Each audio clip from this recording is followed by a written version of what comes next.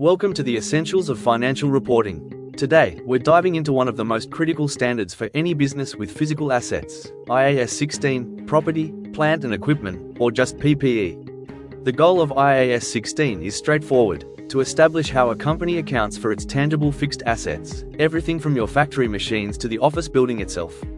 So, what exactly is property, plant, and equipment? IAS 16 defines PPE as tangible items that are 1. Held for use in the production or supply of goods, for rental, or for administrative purposes, and 2. Expected to be used for more than one period. Let's look at the first key hurdle: recognition. When do you actually put the asset on your balance sheet? IAS 16 sets two criteria.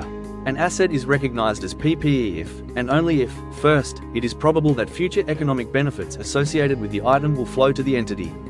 And second, the cost of the item can be measured reliably. Once you decide to recognize it, the next question is, how much? This is initial measurement. IAS 16 requires you to measure PPE at its cost. This cost includes not just the purchase price, but all expenditure necessary to bring the asset to the location and condition necessary for it to be capable of operating in the manner intended by management. This can include installation, delivery, and professional fees. Now, for the long-term accounting. After initial recognition, a company must choose one of two models for subsequent measurement. The cost model. This is the most common. The asset is carried at its cost, minus any accumulated depreciation and accumulated impairment losses. Simple, stable, and historical. The revaluation model. Here, the asset is carried at a revalued amount, which is its fair value at the date of revaluation, less any subsequent accumulated depreciation and impairment. The key rule: revaluations must be done regularly so the carrying amount does not differ materially from the fair value. Regardless of the measurement model you choose, you must depreciate the asset.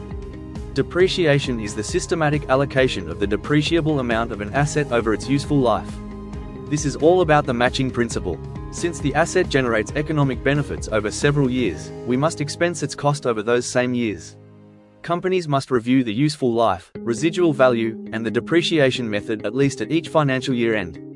Finally, derecognition. An asset is removed from the balance sheet, or derecognized, either on disposal or when no future economic benefits are expected from its use or disposal. Any gain or loss arising from this derecognition is included in profit or loss. To sum up IAS 16, remember these four pillars: recognition, probable future benefit and reliable cost, initial measurement, at cost, subsequent measurement, cost or revaluation model, and depreciation, systematic expense allocation. Understanding this standard is crucial for accurate financial reporting.